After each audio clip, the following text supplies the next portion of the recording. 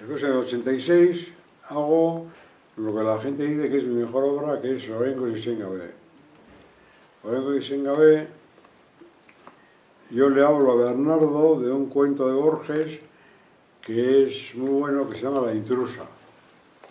Entonces le dije, ¿puedes hacer un guión a cuenta de esto, pero que los hermanos no son holandeses, sino que sean vascos? Y Bernardo me contestó que él cree que Borges pensaba que eran vascos. Lo que pasa es que trastocó literariamente la nacionalidad porque le gustaba más que fuesen holandeses, pero que esos, en Argentina, 2 tíos de esos son vascos, seguro.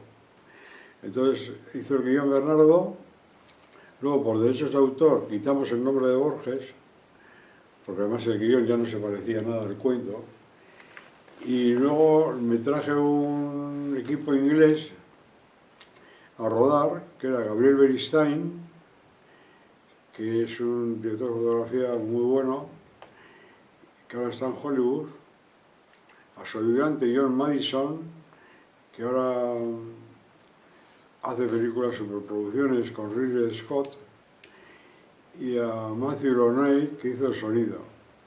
Y con ese equipo de profesionales y luego todos amigos, como Ivonne Azueta y Marola Rínaga, tal, José Mario Uriarte, rodamos la película en 10 días.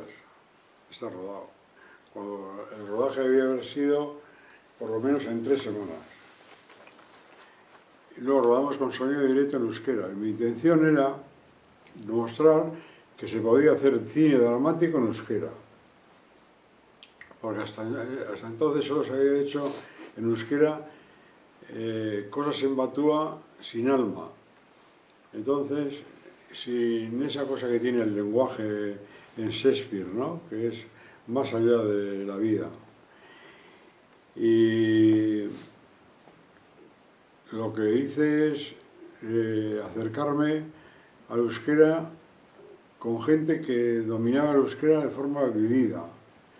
Entonces le elegí a Iro y a Félix Alcarazo para que se expresen como se expresan en la vida real, no en el mundo del batúa. No es una película pro vizcaitarra, ni pro vizcaíno, ni nada de eso. Si yo hubiese rodado esa película en Cestona, hubiese sido en el euskera de Cestona. Pero bueno, la gente del gobierno vasco lo interpretó mal. La gente del gobierno lo interpretó que yo estaba haciendo una película antipolítica lingüística.